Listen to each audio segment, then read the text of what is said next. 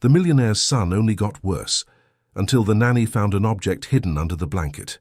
From that moment on, nothing made sense anymore, except fear. She walked alone through the corridors of that house, connecting signs everyone chose to ignore. What she discovered in the end wasn't an illness.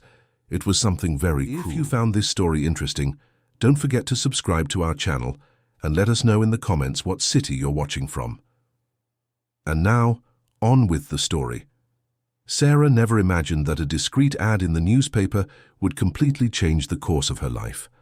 A recent graduate with a degree in education, 24 years old, and with an immense desire to make a difference in someone's life, she was looking for an opportunity that was beyond the conventional. When she saw the ad asking for a caregiver for a child in New York City, something inside her whispered that she should apply. The description was vague, mentioning only a family that needed someone dedicated, patient, and willing to live on the property. The salary was generous, almost double what she could earn at any private school in the city. The interview took place in a chic cafe on the Upper East Side, far from the house where she would be working. Sarah remembered that day perfectly. She wore her best outfit, a modest ensemble her mother had helped her choose, and arrived 15 minutes early. When the man walked into the cafe, Sarah could barely hide her surprise. He was tall, with features marked by exhaustion and a sadness that seemed to dwell in his brown eyes. He looked to be around 40, but something about him conveyed a much greater age, as if he were carrying an invisible weight on his shoulders. Robert Miller introduced himself in a low, hesitant voice. He explained, with carefully chosen words, that his 9-year-old son, Gabriel, was facing health problems that no doctor could fully explain. The boy had frequent episodes, moments when he would simply shut down from the world, become apathetic, refuse to eat, and experience inexplicable tremors. Hospital stays were frequent, and whenever he was in the hospital, Gabriel would improve. But upon returning home, the symptoms would come back with full force. Sarah listened to every word attentively, feeling a pang of compassion grow in her chest. Robert spoke of his wife, Emily, who had left the family 5 years earlier, under circumstances he preferred not to detail at that moment. Sarah noticed the glint of pain in his eyes when he mentioned her name and decided not to press the issue. There was something unsaid there, a mystery that hung over the family, like a dark cloud. He explained that several nannies had come and gone, but none stayed for long. They always left abruptly, without explanation, leaving Gabriel even more confused and lonely. The house was located in a secluded area of Westchester County, in a gated community surrounded by lush greenery and security. When Sarah finally arrived 3 days after accepting the offer, she couldn't contain her admiration. It was an imposing mansion with 3 floors, manicured gardens, and a pool that sparkled under the afternoon sun. But as she stepped through the front door, Sarah felt something strange. The house was beautiful, yes, but there was a palpable emptiness to the place. It was as if life had been drained from it, leaving only a hollow shell of luxury and appearances. She was greeted by Mrs. Peterson, the housekeeper, a woman of about 65, with grey hair pulled back in a flawless bun, dark clothes, and an erect posture that exuded control. Her eyes were small and sharp, and Sarah got the impression she was being evaluated in every detail. Mrs. Peterson didn't smile as she greeted her, just gave a nod and indicated that Sarah should follow her. As she climbed the stairs to what would be her room, Sarah observed the silent hallways. The walls were decorated with expensive paintings, but she noticed something curious. There were no family photographs, no images of happy moments, birthdays, trips, or celebrations. It was as if the history of the house had been erased, leaving only an empty and oppressive present. Mrs. Peterson explained the house rules in a firm voice that left no room for questions. Sarah was to care for Gabriel, accompany him in his daily activities, help him with his homework, and ensure he followed the established routine. Meals were prepared exclusively by the housekeeper, who followed a strict menu based on family traditions she herself made a point of maintaining. No one, absolutely no one, was to interfere in the kitchen or try to prepare something different for the boy. Sarah found the rule odd but agreed. After all, it was her first day.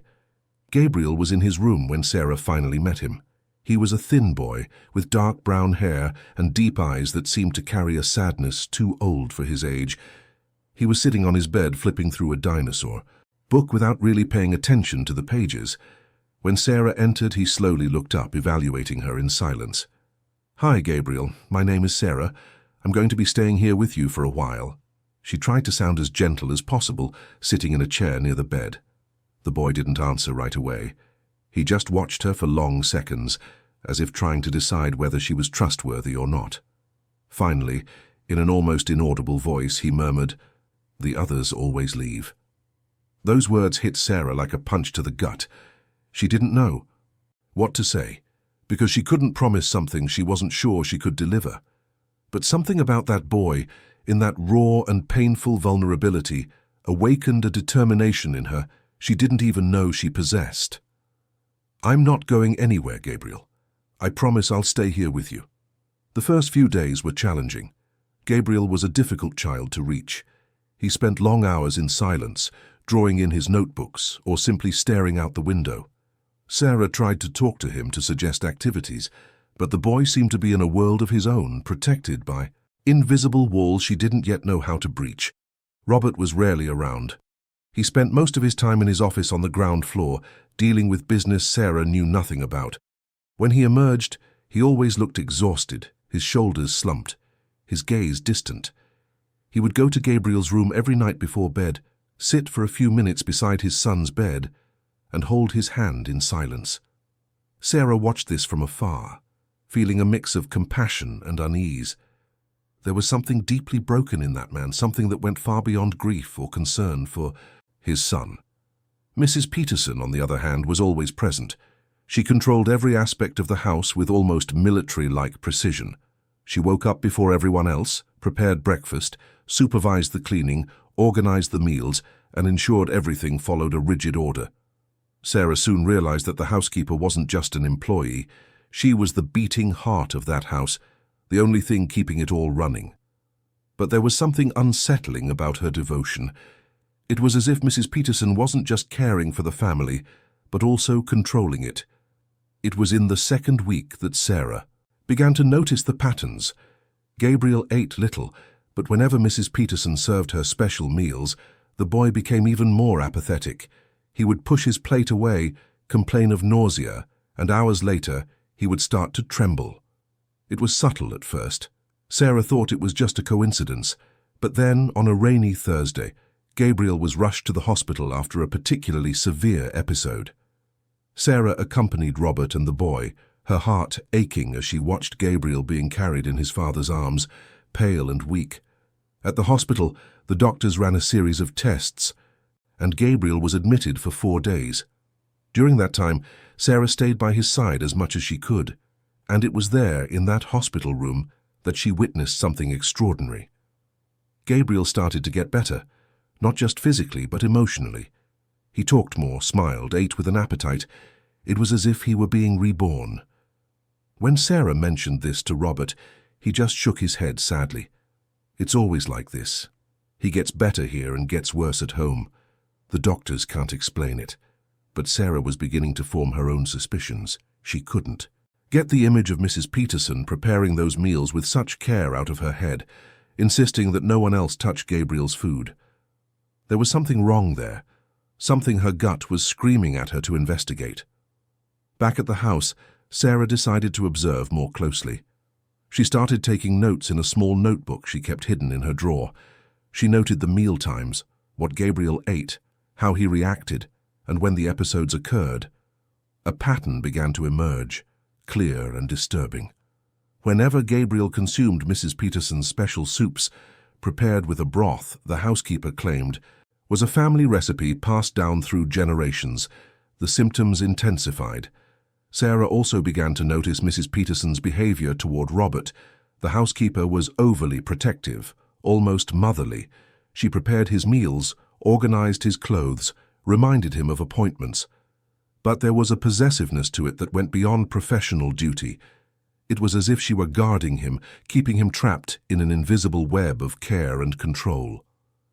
One night, when everyone was asleep, Sarah went down to the kitchen for a glass of water. As she passed through the hallway, she heard voices coming from the living room.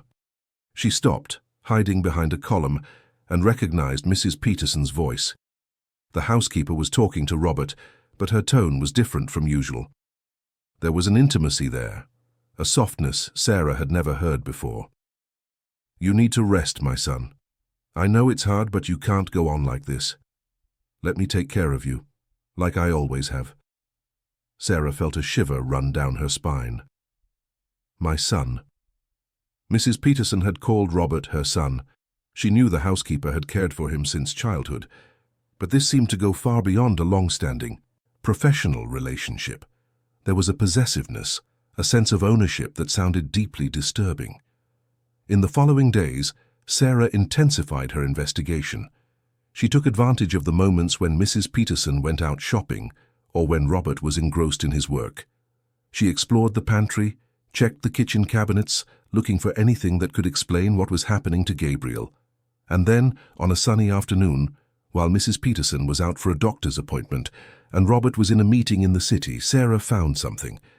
Hidden in a false compartment inside the spice cabinet, Sarah discovered several small vials. They contained a clear liquid and had no identifying labels. Her heart raced. She carefully picked up one of the vials, holding it up to the light. It looked harmless, but her instincts told her otherwise. Sarah took a picture with her phone, determined to find out what it was. Later, she sent the photo to a pharmacist friend, asking for absolute discretion. The reply came the next day and confirmed her worst fears. They were mild sedatives, the kind that would cause the exact symptoms Gabriel was showing: apathy, tremors, nausea, weakness. In controlled, prolonged doses, they wouldn't kill, but they would keep someone in a constant state of debility. Sarah felt the blood run cold in her veins. It couldn't be possible. Mrs. Peterson was sedating Gabriel. But why? What reason would she have to do something so horrible to a child? The answers began to form in her mind piece by piece, like a macabre puzzle. If Gabriel was always sick, always in need of care, Robert would never be able to move on with his life. He would remain trapped in that house, in that routine, in that dependency. And Mrs. Peterson would always be there, indispensable, controlling everything and everyone. Sarah knew she needed more proof before confronting anyone. She needed to understand the full extent of the manipulation, to find out what had really happened to Emily, Gabriel's mother, and why so many nannies had abandoned the job without explanation. There were layers upon layers of secrets in that house, and Sarah was determined to uncover every single one, no matter the risk to herself. Sarah spent the next few days on constant high alert, watching every move within the house. She had the proof of the hidden vials, the detailed notes, on Gabriel's behavioral patterns, but she knew she needed something more concrete, something that definitively linked Mrs. Peterson to the boy's symptoms. Confronting the housekeeper without solid evidence would be useless and potentially dangerous. Sarah noticed the increasingly watchful glances Mrs. Peterson cast in her direction, as if sensing that something was different. Gabriel, on the other hand, was starting to open up to Sarah. Slowly, like a flower blooming petal by petal, the boy began to let her into his world. He told her about his favorite dinosaurs, showed her his drawings hidden under the bed, and even smiled. When Sarah cracked a silly joke about a clumsy pterodactyl, they were small victories, but to Sarah each one was a precious treasure. One afternoon, while organizing toys in Gabriel's room, Sarah found a dusty shoebox at the back of the closet. Inside were old photographs, letters yellowed with time, and a few personal items. Gabriel was doing his homework at his desk, and Sarah took the opportunity to take a discreet look. The photos showed a beautiful woman with blonde hair and a radiant smile, holding a baby in her arms. It was Emily, Gabriel's mother. In other photos, she appeared alongside Robert, the two of them clearly in love, with that sparkle in their eyes that only true love can create. But what caught Sarah's attention most was a letter. The handwriting was delicate, feminine, and the words were smudged, as if they had been wet with tears. Sarah read it quickly, her heart racing with every line. "Robert, I can't live in this prison anymore. Mrs. Peterson controls every aspect of our lives. She won't let me be a mother to my own son. She decides what he eats, what he wears, when he sleeps, and you don't see it. You just don't see how much she manipulates us. I have to leave before I go crazy. I hope one day you'll understand and forgive me. Emily. Sarah felt a lump in her throat. So that was it.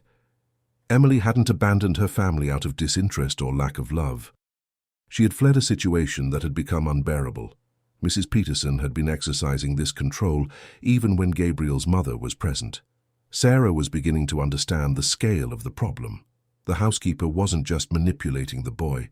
She had been holding the entire family under her thumb for years. "Sarah, did you find something interesting?" Gabriel's voice startled her. The boy was looking at her with curiosity. "I found pictures of your mom. She was very beautiful," Sarah decided to be honest. "Do you remember her?" Gabriel looked down, fidgeting with his hands. "A little. She smelled like flowers and gave me big hugs. But Dad said she left because she didn't love us anymore." Sarah felt anger boil inside her. Mrs. Peterson had not only driven Emily away, but had also twisted the narrative, making Robert and Gabriel believe they had been abandoned.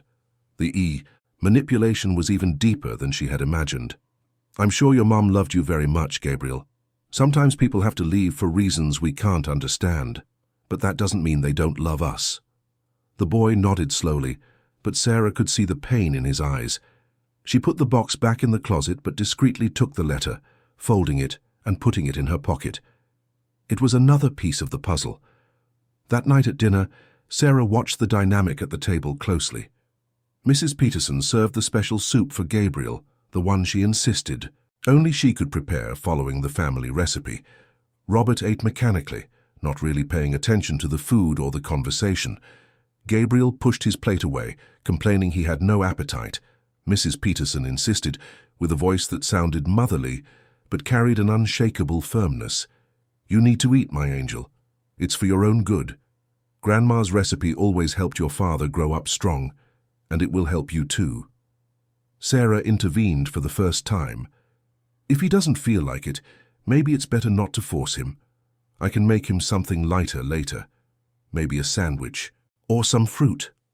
The silence that followed was cutting. Mrs. Peterson turned slowly to Sarah, her small eyes now narrowed into dangerous slits. "No, Gabriel's meals are prepared by me. They always have been, and they always will be. That's how things work in this house." Robert said nothing, just continued eating his soup in silence. Sarah realized he was so conditioned to obey Mrs. Peterson that he didn't even question her orders. This was more than a working relationship. It was a distorted power dynamic where the housekeeper had assumed the role of absolute matriarch. After dinner, Sarah helped Gabriel get ready for bed. The boy was pale and starting to tremble slightly. She held his hand, trying to offer comfort. "It's okay, Gabriel. I'll stay here with you until you fall asleep." "Sarah," the boy called out in a weak voice, "why does Mrs. Peterson always want me to eat that soup? It makes me feel sick." Sarah's heart ached. She couldn't lie to him, but she couldn't reveal her suspicions yet either. "Let's talk to your dad about it, okay? Maybe we can change the menu a little." But Gabriel shook his head, his eyes wide, with fear. "No, don't talk to him. She'll get mad. The other nannies tried and then they left. I don't want you to leave too." Those words confirmed what Sarah already suspected. The other nannies had noticed something was wrong and tried to intervene, and somehow Mrs. Peterson had driven them away. Sarah needed to be more careful, more strategic. She couldn't just confront the situation head-on. She needed to gather irrefutable evidence and find a way to protect Gabriel without putting herself at risk. In the days that followed, Sarah began to document everything. She made discreet audio recordings, took photos of the vials, and noted every detail of Gabriel's episodes and their correlation with his meals. She also started looking for information about Emily. Using the last name she found in the letters, Sarah managed to locate a social media profile. To her surprise, Emily was alive and living in Chicago, working as a music teacher and seeming to have rebuilt her life. Sarah hesitated for days before mustering the courage to send a message. "Hi, Emily. My name is Sarah, and I'm Gabriel's current nanny. I know this might seem strange, but I really need to talk to you about the family situation. It's urgent and concerns your son's safety." The reply came 2 days later, and it was more emotional than Sarah had expected. Emily explained that she had tried for years to maintain contact with Gabriel, but Robert had always blocked her attempts. She had fought in court, but without enough financial resources to face the expensive lawyers Robert hired, she ended up losing custody and even visitation rights. Emily revealed that Mrs. Peterson was much more than a housekeeper. She had been Robert's nanny when he was a child, and then became the housekeeper when he got married.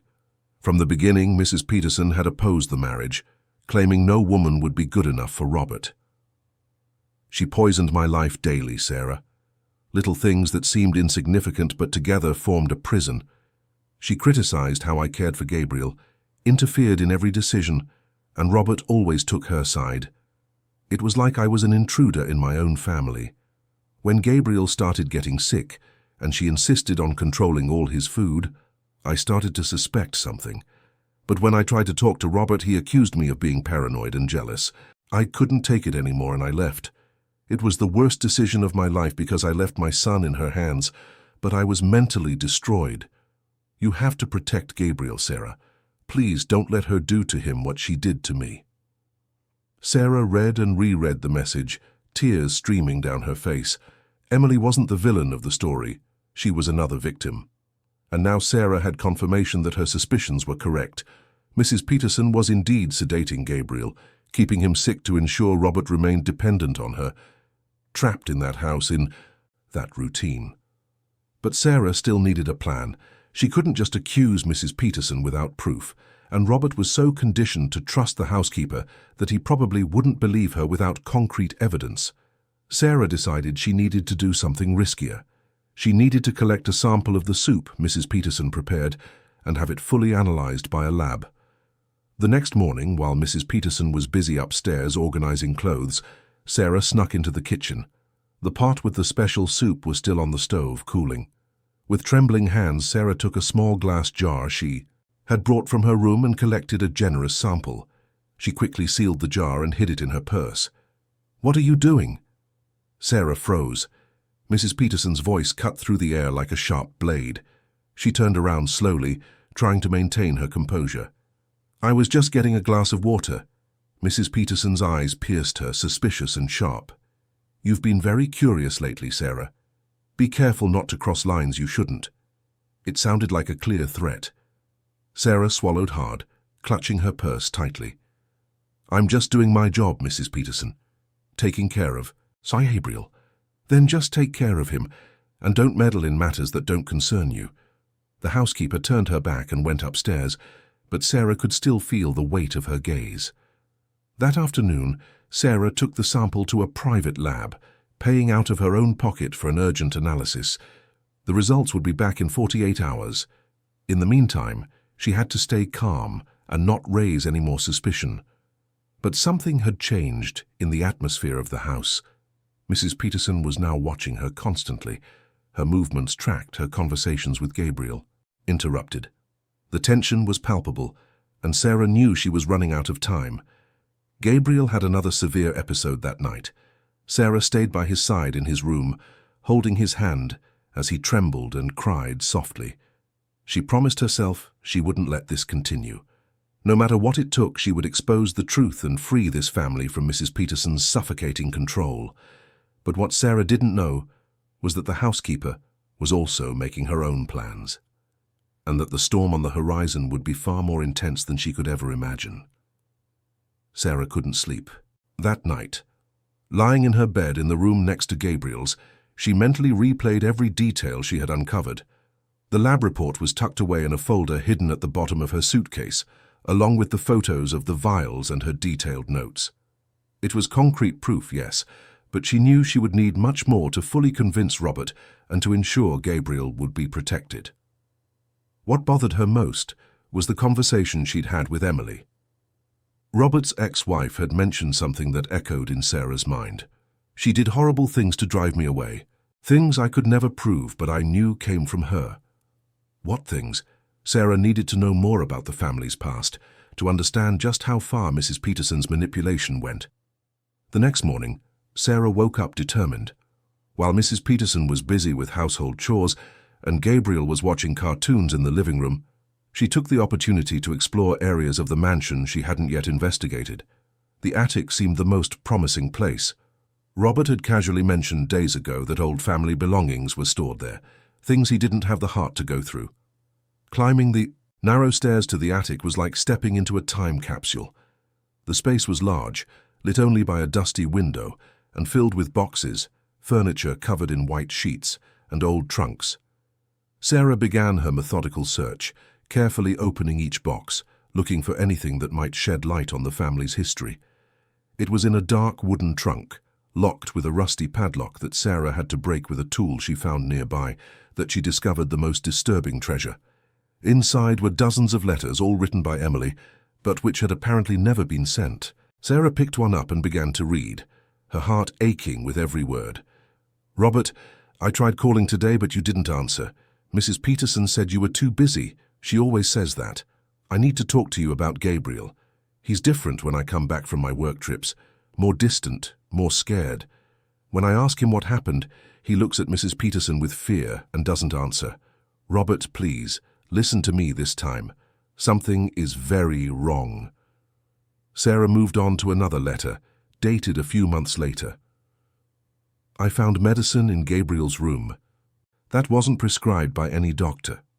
When I confronted Mrs. Peterson, she said they were special vitamins, that you had approved them. But when I asked you, you knew nothing about it. You said I was imagining things, that Mrs. Peterson would never do something like that. Robert, I'm desperate. I feel like I'm losing my son and my husband at the same time, and she's there, always there, controlling everything, deciding everything." The following letters were even more distressing. Emily described how Mrs. Peterson had spread rumors to her friends, saying she was a neglectful mother, how the housekeeper would invent commitments for Robert on days the couple had planned to spend time together, how she would accidentally ruin Emily's clothes in the laundry, forget to pass on important messages, and carry out small acts of sabotage that seemed innocent in isolation, but together formed a clear pattern of destruction. Sarah also found a diary, this one in Mrs. Peterson's own handwriting. The pages were filled with neat script, and the content made Sarah's blood run cold. The housekeeper wrote about Robert as if he were her real son, her boy, her reason for living. There were entries dating back to when he was still a child, shortly after losing his mother. "Today Robert called me Mum for the first time. My heart overflowed with happiness. He is mine now. It doesn't matter that he didn't come from my womb. He is my son in every way that matters. I will dedicate every second of my life to caring for him, to molding him, to ensuring he never needs anyone but me." The entries continued over the years, documenting every phase of Robert's life. But the tone changed drastically when he met Emily. The words became bitter, resentful. "He brought that woman home today. She's pretty, I'll admit, but I can see right through her. She wants to take him from me. She wants to steal my son, but I won't allow it. I will never allow it. I have to be smart, patient. I have to show him slowly that she is not suitable for our family." Sarah flipped through the pages quickly, reaching the period after Gabriel's birth. "The baby was born. Robert is ecstatic, but I see an opportunity here. If the child needs constant care, if there are complications, Robert will need me more than ever, and Emily. She won't have the strength to handle a difficult child. She will give up. They always give up." Sarah's hands trembled as she read. It was all documented there. The obsession, the planning, the systematic manipulation. Mrs. Peterson wasn't just a controlling housekeeper. She was someone who had built an alternate reality in her own mind, where she was the true matriarch of the family, and anyone who threatened that position had to be eliminated. Sarah photographed several pages of the diary and some of Emily's letters with her phone. It was devastating evidence, impossible to ignore. But as she was putting everything back in the trunk, she heard footsteps on the stairs. Her heart pounded. Someone was coming up. Sarah hid behind an old wardrobe, holding her breath. The attic door creaked open, and Mrs. Peterson entered, carrying a box. The housekeeper walked directly to the trunk Sarah had just closed, as if she knew exactly where she was going. She placed the box on the floor and took out a key that hung from a chain around her neck, a key Sarah hadn't noticed before. Mrs. Peterson opened the trunk and began to rummage through the papers inside, checking if everything was in its place. Sarah could see her from her hiding spot, and what she saw on her face was disturbing. The housekeeper caressed the letters and the diary with an almost reverent tenderness, as if they were sacred objects. She was murmuring something softly, words Sarah couldn't quite make out, but that sounded like a prayer or a mantra. After a few minutes that felt like hours, Mrs. Peterson put everything back, locked the trunk, and went back downstairs. Sarah waited a long time before emerging from her hiding place, her heart still hammering in her chest. She had narrowly escaped being discovered, and now she knew that Mrs. Peterson visited that trunk regularly, probably to relive her manipulations and feed her obsession. When Sarah finally came down from the attic, her legs could barely support her. She went straight to the bathroom and splashed cold water on her face, trying to calm down. She looked at herself in the mirror and saw a different woman from the one who had arrived at that house weeks ago. There was a new determination in her eyes, but also fear. She was dealing with something far more complex and dangerous than she had initially imagined. The rest of the day passed in a haze of tension.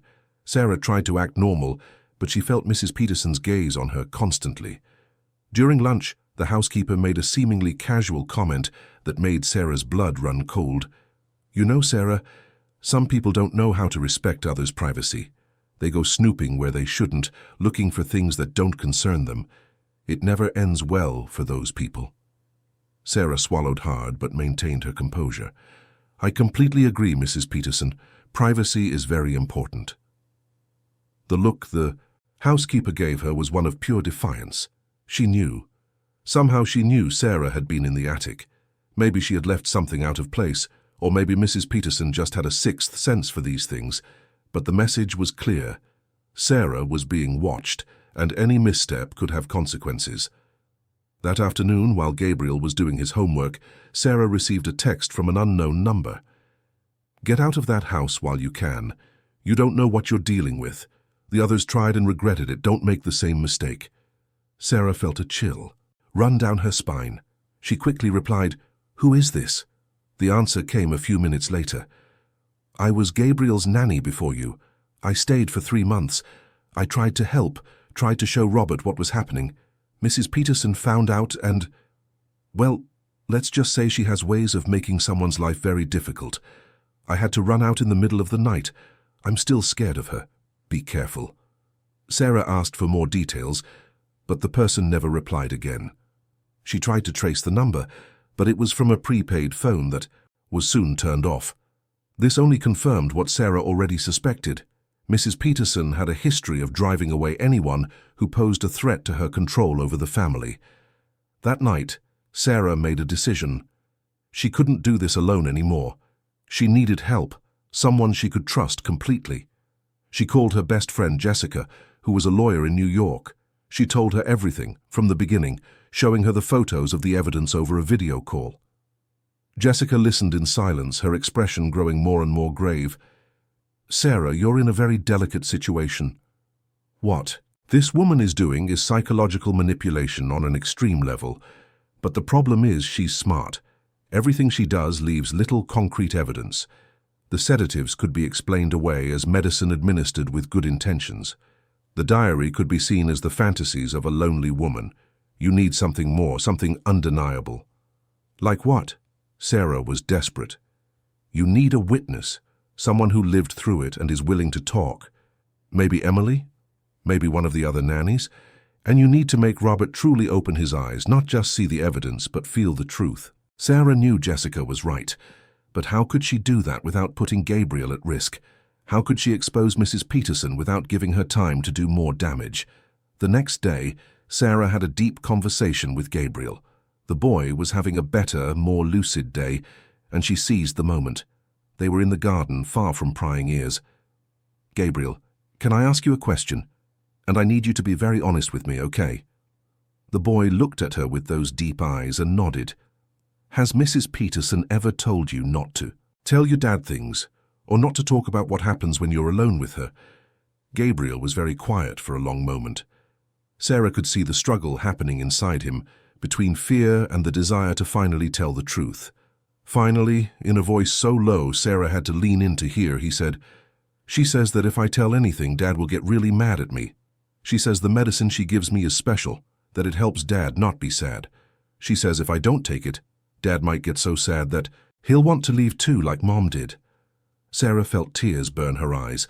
This child was being emotionally manipulated in such a cruel way, carrying a burden no child should ever have to bear. She hugged Gabriel tightly. "None of that is true, sweetie. None of it. Your dad loves you more than anything in this world, and he will never ever be mad at you for telling the truth. And your mom didn't leave because she wanted to. She left because she was being hurt, just like you're being hurt now. But we're going to change that. I promise we're going to change that." Gabriel began to cry, releasing years of pain, confusion, and fear. Sarah held him, rocking him gently, letting him pour out everything he had kept inside for so long. When he finally calmed down, she wiped his tears and looked directly into his eyes. "Do you trust me?" "Yes." "Then I need you to be very brave. I need you to tell your dad everything you just told me. I'll be right by your side. I'll hold your hand. But the words need to come from you. Can you do that?" Gabriel hesitated, the fear still visible on his face, but then slowly he nodded. "I can. For you, Sarah. I can." Sarah knew this would be the decisive moment. Gabriel's testimony, combined with all the evidence she had gathered, would be impossible for Robert to ignore, but she also knew that Mrs. Peterson would not go down without a fight, and that the next few days would be the most dangerous of all. As they walked back into the house, Sarah saw Mrs. Peterson watching them from the kitchen window. The housekeeper's gaze was cold, calculating, and Sarah knew in that moment that the final confrontation was approaching. There would be no more room for subtlety or secret investigations. Soon, everything would come to light, and the truth, however painful, would finally be revealed. The 3 days following Sarah's conversation with Gabriel were the most tense she had ever experienced. Mrs. Peterson seemed to be everywhere at once, her oppressive presence looming over every corner of the house. Sarah constantly felt the weight of the housekeeper's gaze, as if being watched by a predator waiting for the right moment to strike. On the first morning, Sarah woke up to find all her clothes scattered across her bedroom floor. The drawers were open, her belongings rummaged through. Her heart pounded. Someone had been in her room during the night while she slept. The message was clear: you are not safe, even in your sleep. Sarah frantically checked to see if the folder with the evidence was still hidden. It was there, but someone had clearly been looking for something. A shiver ran down her spine. During breakfast, Mrs. Peterson was particularly solicitous, serving Sarah with a smile that didn't reach her eyes. "Didn't you sleep well, dear? You look so tired. Perhaps you need some calming tea. I have a special recipe that has always worked wonders." Sarah politely declined, but the veiled threat did not go unnoticed. The housekeeper was making it clear that she knew how to prepare substances, that she had access to Sarah's food too, that she could do to her what she was doing to Gabriel. The psychological game was escalating. That afternoon, as Sarah was taking Gabriel to his room for his activities, she found a folded note under her pillow. The message, written in a handwriting she didn't recognize, was short but disturbing. "The other nannies also thought they could be heroes. Ask them where they are now. Leave before it's too late." Sarah's hands trembled as she held the paper. How had it gotten there? Who had been in her room? Was it Mrs. Peterson trying to scare her, or was someone else involved? Paranoia began to set in, and Sarah realized that was exactly the point. To make her doubt herself, to make her feel afraid, to make her give up. She called Jessica again that night, whispering from the bathroom with the faucet running to muffle her voice. "I'm starting to think I can't do this, Jess. She's inside my head. She's making me feel like I'm going crazy." That's exactly what she wants, Sarah. She's using classic psychological manipulation tactics: intimidation, invasion of privacy, veiled threats. But you're not crazy. You have real proof. You have the lab report, the photos, the diary. Don't let her win. What if something happens to me? What if she does something to me like she did to Gabriel? Then you need to act fast. You can't wait any longer. Talk to Robert tomorrow. Show him everything. And if you have to, get out of that house and report everything to the authorities. Sarah knew Jessica was right, but the fear was paralyzing. She had never dealt with anything like this before, never faced someone so manipulative and determined. But then she thought of Gabriel, of his frightened eyes, of how he had gathered the courage to trust her. She couldn't abandon him now. The next day, Sarah finally got a moment alone with Robert. He had taken the morning off from work to handle personal matters, and Mrs. Peterson had left for a routine doctor's appointment. It was now or never. Sarah knocked on the door of Robert's office, her heart hammering against her ribs. When he invited her in, she saw that he looked more tired than ever. There were folders scattered across his desk, and he was holding his head in his hands. "Robert, I need to talk to you. It's about Gabriel, about the house, about everything." He looked up, and Sarah saw something in his eyes she hadn't seen before. It was as if he, too, was at his breaking point, as if something inside him knew the truth was about to explode. "I know I need to listen, I know. Listen. I've been avoiding this for too long. Please sit down." Sarah pulled up a chair and began. This time she spared no details. She showed him the lab report, the photos of the vials, the pages from Mrs. Peterson's diary, Emily's letters. She told him about the testimony from the previous nanny, about the threatening note, about the intimidation tactics. And finally, with a choked voice, she told him about the conversation she'd had with Gabriel, about how the boy had been emotionally manipulated for years. Robert listened in silence, but Sarah could see the emotions flashing across his face: disbelief, shock, pain, anger. When she finished, he was very quiet for a long moment, staring at the evidence spread across his desk, as if he were seeing a macabre puzzle finally come together. "I knew." His voice came out as a broken whisper. "Deep down, I always knew something was wrong. But it was easier to pretend I didn't see it. Mrs. Peterson has been here since my mother passed away. I was only 5, Sarah. She comforted me. She raised me. She was the only constant in my life. How could I question that? You're not to blame for trusting her, Robert. She manipulated you since you were a child. It's called conditioning. She shaped your reality."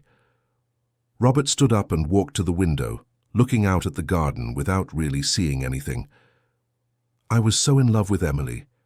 When I met her, I thought I had finally found my real family, but Mrs. Peterson was always there, always interfering, always creating friction between us, and I was always in the middle, trying to keep them both happy and never succeeding." He turned to Sarah, and there were tears streaming down his face. "When Emily left, I blamed her. I thought she was weak, that she hadn't fought for our family. But the truth is, I never fought for her. I never had the courage to stand up to Mrs. Peterson, to set boundaries, to protect my wife and my son, and now Gabriel is paying the price for my cowardice." Sarah stood up and gently touched his arm. "You weren't a coward, Robert. You were trapped in a dynamic that began when you were a vulnerable child. But now you can change it. Now you can protect your son. What if it's too late? What if I've already caused irreparable damage? It's never too late to do the right thing. Gabriel is still young. He can heal. Your family can heal. But only if you have the courage to act now." Robert wiped his tears and nodded slowly. "What do I need to do?" Before Sarah could answer, they heard screams from upstairs. It was Gabriel. Sarah and Robert raced to the boy's room and found a terrifying scene. Gabriel was on the floor, convulsing, his eyes rolled back, foam coming from his mouth. Mrs. Peterson was standing beside him, holding an empty bowl, her expression one of feigned horror. "I don't know what happened. He was eating his soup and suddenly he started getting sick." Sarah knelt beside Gabriel, turning him on his side to prevent him from choking. Robert was already dialing 911, his voice desperate as he described the situation. Sarah looked at the bowl Mrs. Peterson was still holding, and then at the housekeeper. Their eyes met, and Sarah saw something there that made her blood run cold. There was no real concern, no genuine despair. There was only cold calculation. Mrs. Peterson had increased the dose, drastically. This was no longer about keeping Gabriel sick. It was about sending a message. It was about showing that she still had control, that she still had power, that she could do whatever she wanted. The ambulance arrived in 15 minutes that felt like an eternity. The paramedics stabilized Gabriel and rushed him to the hospital. Robert went in the ambulance with his son, and Sarah took her car to follow them. Mrs. Peterson tried to go too, but Robert, for the first time, stopped her. "You stay here. I don't want you near my son right now." The look of shock on Mrs. Peterson's face was almost comical. She had never been rejected by Robert before, never been left behind, but he was firm, getting into the ambulance without a backward glance. At the hospital, while Gabriel was being treated in the emergency room, Robert broke down. Sarah held him as he cried, all the pain of years of manipulation finally surfacing. "I almost lost my son. Because of my blindness, because of my weakness. I almost lost my son." "But you didn't lose him. He's being taken care of now, and you're waking up to the truth. That's what matters." The doctors came to speak with them a few hours later. Gabriel had been sedated to dangerous levels, but they had managed to stabilize him in time. He would be kept for observation, but was expected to recover. The lead physician, Dr. Davis, a middle-aged man with a concerned expression, asked to speak with Robert privately. Sarah waited outside but could hear parts of the conversation through the ajar door. Dr. Davis was saying that he suspected intentional poisoning, that the levels of sedatives in Gabriel's blood were not consistent with accidental administration or even self-medication by a child. He asked Robert if there was anyone in the house who had access to the boy's food and medication. Sarah saw Robert through the crack in the door. He was sitting, his head bowed, his shoulders shaking. Finally, he told the doctor everything. About Mrs. Peterson, about the suspicions, about the evidence Sarah had gathered.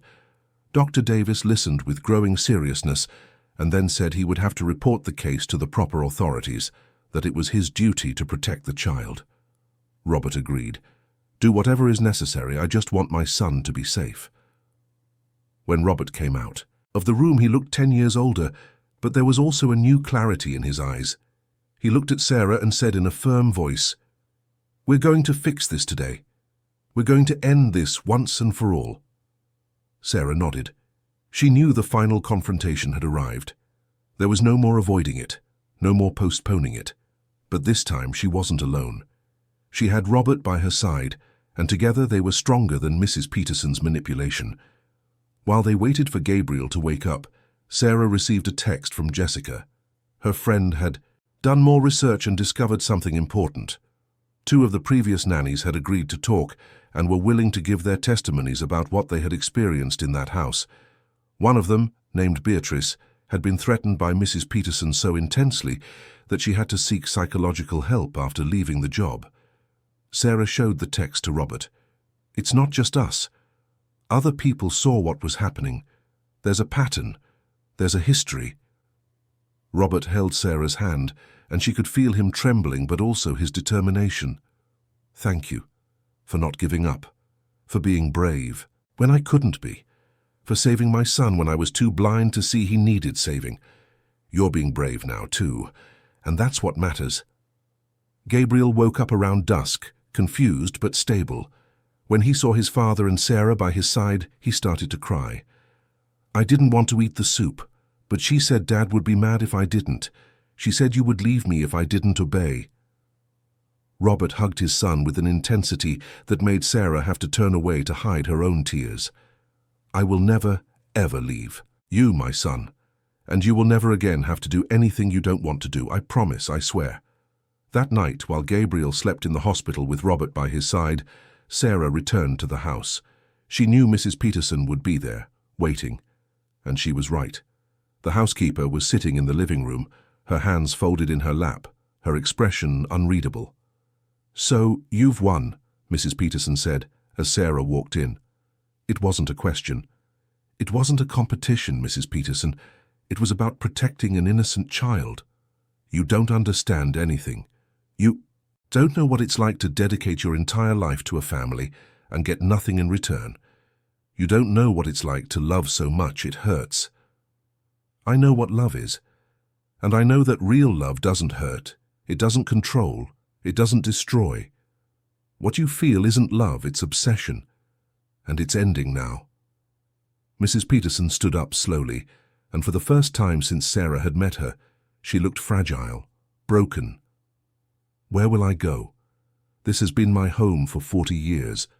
This is my family." "It's not your family, Mrs. Peterson." "It never was, and it's time for you to understand that." The housekeeper walked to the door, stopping only to look at Sarah one last time. "You think you've fixed everything, but you'll find that some things are impossible to fix. The scars I've left on them will last forever." And with that she walked out into the night, leaving Sarah alone in that enormous house, and finally, for the first time in weeks, at peace. But Sarah knew the real battle was yet to come, not the battle against Mrs. Peterson, but the battle for Gabriel's and Robert's healing. And that would be a long, painful but necessary journey. The lab results arrived 2 days later, confirming all of Sarah's suspicions. The soup contained significant amounts of benzodiazepines, a type of sedative that, when administered continuously, caused the exact symptoms Gabriel was exhibiting. Sarah held the report in her trembling hands, feeling a mix of validation and horror. She had the proof. Now she had to decide how to use this information without putting Gabriel or herself in danger. The first person Sarah decided to approach was Robert. She knew it would be difficult to make him see the truth. He had trusted Mrs. Peterson since he was a child. She had been his mother figure after his own mother passed away early. Breaking that trust would be like tearing out the foundations of his entire life. But Sarah had no choice. Gabriel depended on her. She waited until Mrs. Peterson left for her weekly grocery shopping. It was one of the few times the housekeeper left the house for a few hours. Sarah seized the moment and knocked on the door of Robert's office. He was sitting behind a massive desk, surrounded by papers and documents, with that tired expression that never seemed to leave his face. "Robert, I need to talk to you about Gabriel. It's important." He looked up, surprised by her serious tone. "Did something happen? Did he have another episode?" Sarah took a deep breath and entered, closing the door behind her. She placed the lab report on the desk along with her detailed notes and the photos of the vials she had found. "Robert, there's something very wrong happening in this house, and I know it will be hard to hear what I'm about to say, but I need you to listen to me until the end." In the minutes that followed, Sarah told him everything, from the patterns she had observed between Mrs. Peterson's meals and Gabriel's episodes, to the discovery of the hidden vials and the lab results. She told him about the letter from Emily she had found, about the conversations she'd had with her, and how everything indicated that Mrs. Peterson was deliberately keeping Gabriel sick. Robert listened to her in silence, but Sarah could see the battle raging within him. His hands gripped the arms of his chair, his jaw tensed, his eyes shifting between disbelief and something that looked like fear. When she finished, the silence that fell was deafening. "This can't be true." Robert shook his head, his voice coming out hoarse. "Mrs. Peterson raised me. She took care of me when my mother was gone. She would never do something like this. Robert, I know how hard this must be for you, but look at the evidence. The report is clear. Gabriel is being sedated, and it only happens when he eats her meals." "Emily used to say things like that too." Robert stood up abruptly, starting to pace. "She was paranoid, jealous. She couldn't accept that Mrs. Peterson knew Gabriel better than she did." Sarah felt her frustration grow but remained calm. "Robert, your wife wasn't paranoid. She was seeing exactly what I'm seeing now. Mrs. Peterson controls every aspect of this house, and she keeps Gabriel sick to ensure you can never move on. She needs you to depend on her." The words hit Robert like punches. He stopped pacing and leaned on the desk, his breathing heavy. Sarah could see tears forming in the corners of his eyes. "I can't believe this. If it's true, then everything in my life has been a lie. Everything. I know it's devastating, but you have to think about Gabriel. He's being harmed, and it will only get worse if we don't act now." Robert was silent for long minutes, processing everything. Finally, he looked up at Sarah, and there was a new determination there mixed with pain. "What do you suggest we do?" Sarah had already thought about it. "We need to confront her, but carefully, and we need a plan to protect Gabriel. Maybe it's better to do it with other people present. Maybe a doctor, someone who can be a witness. Before Robert could answer, they heard the sound of the front door opening. Mrs. Peterson was back earlier than expected. Sarah and Robert exchanged a panicked look. She quickly gathered the papers and hid them inside a folder, while Robert tried to compose his expression. Mrs. Peterson appeared at the office door moments later, her sharp eyes scanning the scene. "Were you having a meeting?" Her voice was cordial, but there was a poorly disguised suspicion. "We were just discussing Gabriel's progress," Sarah tried to sound casual. "How wonderful. And how is my boy?" The way she said, "my boy," made the hairs on the back of Sarah's neck stand up. "He's resting." Sarah stood up, determined to get out of there before the tension became unbearable. In the following days, Sarah and Robert spoke in secret whenever possible. They decided the best course of action was to schedule an appointment with a trusted doctor, someone unconnected to Gabriel's hospital history, and bring all the evidence. But Mrs. Peterson seemed to sense that something was different. She intensified her surveillance, was always nearby, always watching, always interfering. Gabriel, meanwhile, was getting worse. The doses in his soup seemed to have increased, and the boy spent most of his time drowsy and confused. Sarah couldn't stand to see it anymore. One night, as she was putting Gabriel to bed, she made an impulsive decision. She wouldn't wait any longer. She would confront Mrs. Peterson that very night. Robert had left for a work engagement and wouldn't be back until late. Sarah knew this would be her only chance. She tucked Gabriel into bed, making sure he was comfortable, and went downstairs, her heart pounding in her chest. Mrs. Peterson was in the kitchen preparing the next day's dinner. "Mrs. Peterson, I need to talk to you." Sarah's voice came out firmer than she expected. The housekeeper turned slowly, a kitchen knife still in her hand. "About what, dear?" Sarah didn't back down. "About what you're doing to Gabriel." The air in the kitchen seemed to instantly turn cold. Mrs. Peterson placed the knife on the counter, wiped her hands on her apron, and walked towards Sarah with measured steps. "I don't know what you're talking about. I know about the sedatives. I know you're putting substances in his food. I have proof, Mrs. Peterson. I know everything." For a moment, something flickered across the housekeeper's face. It wasn't fear. It wasn't guilt. It was something far more disturbing. It was pure defiance. "You don't know anything, girl. You're just another one who thinks she can come in here and change things.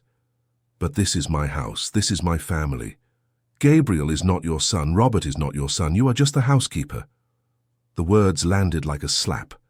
Mrs. Peterson took a step forward, her eyes now as cold as ice. "I raised Robert since he was 5 years old. I was there for every important moment of his life. I am more of a mother to him than the woman who gave birth to him and left. And Gabriel, he is my grandson in everything but blood. Emily was never worthy of this family. She wanted to get rid of me, to push me away from Robert. But I knew she wouldn't last, and she didn't. So you admit it? You admit you deliberately drove Emily away?" Mrs. Peterson smiled, and it was the most terrifying smile Sarah had ever seen. "I did what needed to be done to protect my family. Robert was losing himself in that marriage. He was forgetting who really mattered. Emily was weak. She ran away just like I knew she would. And Gabriel. Why are you doing this to an innocent child?" Mrs. Peterson's expression changed, becoming almost motherly. "Gabriel needs special care. He's fragile, delicate, and Robert needs to be here taking care of him, not getting distracted by other things, other people. If Gabriel is well, Robert might decide to move on, maybe even find another woman. And then where would I be? After everything I've done, all the years I've dedicated to this family, would I be discarded? Like old trash?" Mrs. Peterson's twisted logic was shocking. She truly believed she was protecting the family, when in fact she was slowly destroying it. Sarah felt nausea rise in her stomach. "You are harming a child to satisfy your need for control. That's not love, Mrs. Peterson, that's a sickness." "No." Mrs. Peterson shook her head, her voice now thick with emotion. "This is dedication. This is sacrifice. I gave up having my own family to take care of this one. Robert is all I have. Gabriel is all I have. And I will not let anyone, least of All an arrogant little girl like you destroy what I have built." Sarah took a step back, realizing the situation was spiraling out of control. Mrs. Peterson advanced another step, her eyes gleaming with a disturbing intensity. The other nannies understood quickly. They left when they realized they had no place here. "But you're stubborn. You think you can save everyone, but you can't, Sarah. You're just another one who will run away when things get too hard." "I'm not going anywhere. I'm going to tell Robert everything. I'm going to give the evidence to the authorities. Gabriel will be protected." Mrs. Peterson laughed, but it was a joyless sound. "Robert will never believe you. He's known me for almost 40 years. You've been here for a few weeks. Who do you think he'll choose? He already knows everything. I've already shown him the proof." The change in Mrs. Peterson was instantaneous. Her face, which until then had maintained a frigid composure, twisted into a mask of fury and panic. "You did what?" "He knows about the sedatives. He knows you're keeping Gabriel sick. And he knows you're the one who drove Emily away." Mrs. Peterson stood paralyzed for a moment, processing the information. Then slowly something inside her seemed to break. Her shoulders slumped, her face crumpled, and tears began to stream down her wrinkled cheeks. "I just wanted to be loved. I just wanted to have a family. Is that so wrong?" Sarah felt a pang of compassion but didn't let it sway her from her purpose. "It's not wrong to want that, Mrs. Peterson, but the way you're doing it is hurting innocent people." At that moment they heard the front door open. Robert was back early. He walked into the kitchen and saw the two women, the tension palpable in the air. He looked at Mrs. Peterson, and this time his gaze didn't hold its usual adoration. It held disappointment, pain, and determination. "Mrs. Peterson, is it true? Is everything Sarah told me true?" Mrs. Peterson looked at the man she had raised, the man she considered her son, and saw that she had lost. Denial would no longer work. The tears continued to fall, but now she didn't try to hide them. "I did everything for you, Robert. Everything was always for you." And that was all he needed to hear. The days following, the confrontation were the most difficult that House had ever witnessed. Robert, after hearing Mrs. Peterson's confession, made a decision that would change everything. He asked the housekeeper to leave the house immediately. There was no shouting, no violence, just a quiet firmness that cut deeper than any angry words could. Mrs. Peterson tried to argue, to plead, to explain, but Robert remained resolute. The woman who had raised him, whom he considered his second mother, had betrayed his trust in the most profound way possible. Sarah helped Mrs. Peterson pack her bags, and it was a painful process to watch. The housekeeper cried silently as she packed her clothes and personal belongings. At one point she stopped and looked at Sarah with red, swollen eyes. "You'll never understand, Sarah. You'll never know what it's like to give up everything for a family that isn't yours. I didn't have children because I dedicated my life to them, and now I'm thrown away as if I never mattered." Sarah felt a tightness in her chest. "I understand that you sacrificed a lot, Mrs. Peterson, but true sacrifice doesn't come with expectations of control or possession. You loved in a way that hurt, and that's not real love." Mrs. Peterson didn't reply. She just continued packing her things, a lifetime reduced to a few suitcases. When she was finished, Robert escorted her to a taxi that would take her to a cousin's house in Albany. He gave her an envelope with enough money for a few months, but made it clear that the bond was broken. There would be no reconciliation. There would be no going back. When the taxi drove away, Robert stood in the doorway, watching until the vehicle disappeared completely. Sarah stood by his side in respectful silence. Finally, he turned to her, and tears were streaming freely down his face. "I was a coward, Sarah. I knew something was wrong for years. But it was easier to pretend everything was fine, easier to let Mrs. Peterson control everything, easier not to face the truth. And in the process, I lost my wife, almost lost my son, and wasted years of my life living in a prison I helped build myself." Sarah gently touched his arm. "You're not a coward, Robert. You were trapped in a dynamic that started when you were just a child. Mrs. Peterson shaped the way you saw the world, the way you saw relationships. Breaking free from that takes immense courage, and you're doing it now." In the following days, Gabriel began to improve remarkably. Without the sedatives in his food, his energy gradually returned. The color came back to his face, the sparkle to his eyes. He started eating better, sleeping better, playing more. It was as if he were waking up from a long nightmare. And with each passing day, Sarah saw the boy he truly was emerge. Curious, smart, affectionate. One afternoon, while Gabriel was drawing in the living room, Robert finally gathered the courage to do something he had been avoiding for 5 years. He picked up the phone and called Emily. The conversation was difficult, filled with heavy silences and tears on both sides. Robert apologized for not believing her, for choosing Mrs. Peterson over his own wife, for letting her leave without a fight. Emily cried, but she also listened, and by the end of the call, they had agreed to meet. The reunion between Emily and Gabriel took place a week later, in a park in the city. Sarah accompanied Robert and Gabriel, offering emotional support. When Emily appeared walking nervously down the stone path, Gabriel recognized her immediately. He froze for a moment, processing the sight of the mother he hadn't seen in 5 years. Then, as if a dam had broken, he ran toward her. Emily knelt and opened her arms, and when Gabriel reached her, she hugged him with a force that contained 5 years of longing, guilt, and unexpressed love.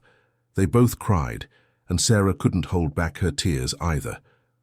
Robert watched the scene from a distance, his face a mixture of relief and remorse. "I'm sorry, Mom, I'm sorry for believing. You didn't love me," Gabriel sobbed against Emily's shoulder. "My love, it was never your fault, never ever your fault. I love you more than anything in this world. I just didn't know how to protect you back then. But now I'm going to do everything differently, I promise." In the weeks that followed, the family began a delicate process of rebuilding. Emily didn't move back into the house immediately. Everyone agreed that would be too soon. But she started visiting Gabriel regularly, taking him on outings, participating in his activities, and reconnecting with the son she had been forced to leave. Robert and Emily also started couples therapy, working through the deep wounds Mrs. Peterson had inflicted on their relationship. Sarah witnessed all these changes with a profound sense of fulfillment, but she knew that at some point she would have to make a decision about her own future. Gabriel no longer needed a caregiver in the same way. He had his mother back, his father was more present, and the family dynamic was healing. One evening, as she was tucking Gabriel into bed, the boy surprised her with a question. "Sarah, are you going to leave now that my mom is back?" Sarah sat on the edge of the bed, choosing her words carefully. "Eventually, yes, but not because I don't care about you, Gabriel. It's because you don't need me the way you did before. You have your family back, and that's a beautiful thing." Gabriel's eyes filled with tears.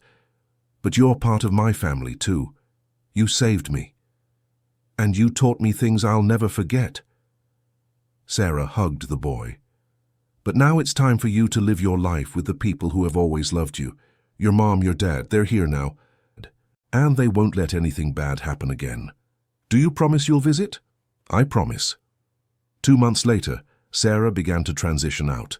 She stayed at the house only a few days a week, allowing Emily to gradually take on the primary role in Gabriel's care. The relationship between Robert and Emily was also evolving slowly. They hadn't gotten back together yet, but they were working on it, rebuilding the trust that Mrs. Peterson had destroyed. Robert offered Sarah a generous sum as a thank you for everything she had done, but Sarah refused to accept more than her agreed-upon salary. She hadn't done it for the money. She did it because it was the right thing to do.